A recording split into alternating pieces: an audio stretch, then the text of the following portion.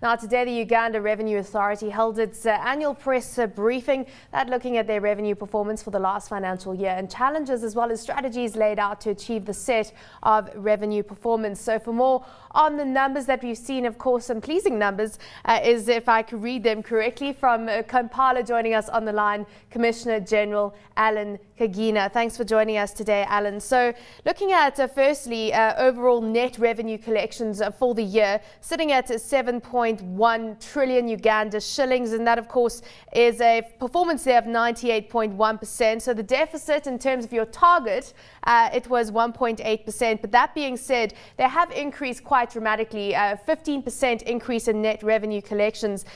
What specifically drove revenue collections this year, this financial year?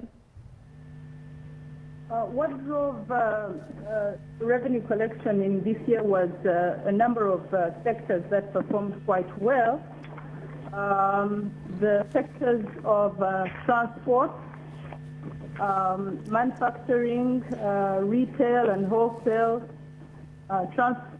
storage and communication performed above target. So we saw that the VAT from these sectors performed very well, and that's why we saw in the domestic taxes collection, that's where we saw most growth. But of course, international trade and did underperform, and we found that this is the same picture in the East Africa, all the 5 East African countries. And of course, if you look at that, domestic tax collections were up by almost 24%, 23.1%, and then you had international trade collections up only 4.5%. So what are you doing to address the fact that that has, of course, been not been meeting your targets? Well, international trade taxes, there's very little one can do on international trade taxes because these are a factor of international trade and the global economy.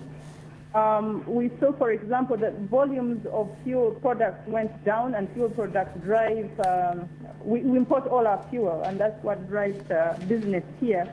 We also saw that the dry goods, that's the non-fuel imports, also the volumes went down. And that necessarily is not a bad thing, because now what is driving revenue performance is domestic economy. So we are funding more from our domestic economy than international trade. Nevertheless, we, on the customs front or on the international trade front, we are looking at matters of exchange of information with our neighbors and with the source of goods, for example, from China, from India, from Dubai, from Europe, so that we can exchange information on matters of valuation and classification. We're also enhancing capacity building of our staff so that they know what are the global trends around the world. Our exports have not performed too badly, but have certainly been affected by the markets in Europe, the performance of the markets in Europe and other countries where we're seeing depression. Yeah. Looking at the tax register, that of course is something that you can control to a degree, and you certainly have been very successful in growing that. The taxpayer register up 91% to just over 245,000. So what are your targets when it comes to that? And tell us about some of the initiatives you've got in Uganda right now to reach more people and ultimately collect more taxes.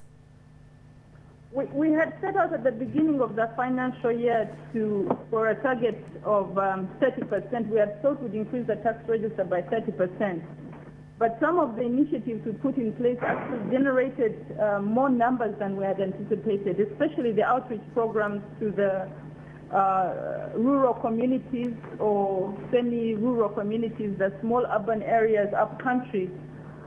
We sent out mobile stations, mobile offices to reach those taxpayers that previously we had not reached. We also enhanced tax education so that we could increase compliance.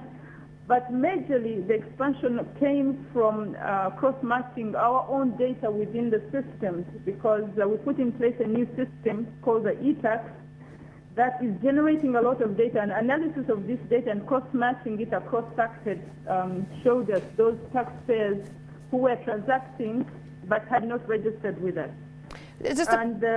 Yeah. Sorry, go ahead. No, go ahead, sorry.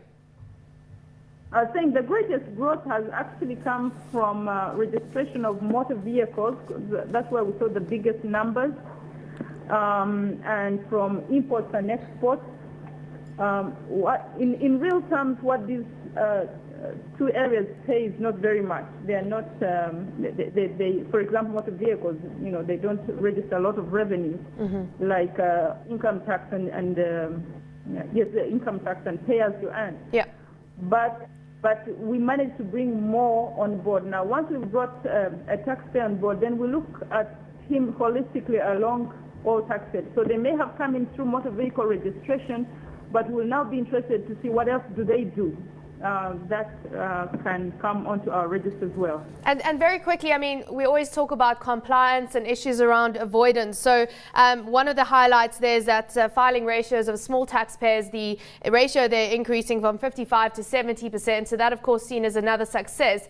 But where are you targeting right now? Where do you see the biggest areas where you're seeing avoidance? Which specific sectors specifically are you looking to, of course, focus on where you do see avoidance taking place? I don't know whether it is avoidance in that sense, because we have a large informal sector and it is growing very fast.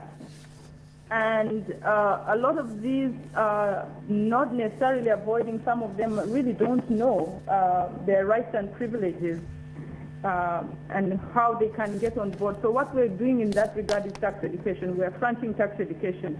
But at the same time, we'll be looking at the already registered medium taxpayers and large taxpayers for compliance. We'll be doing audits on transfer pricing. We'll be doing audits on PIN capitalization. We'll be doing audits in all international tax matters to detect any tax avoidance schemes. This is one of the strategies we'll do alongside the initiatives that we have with the small taxpayers.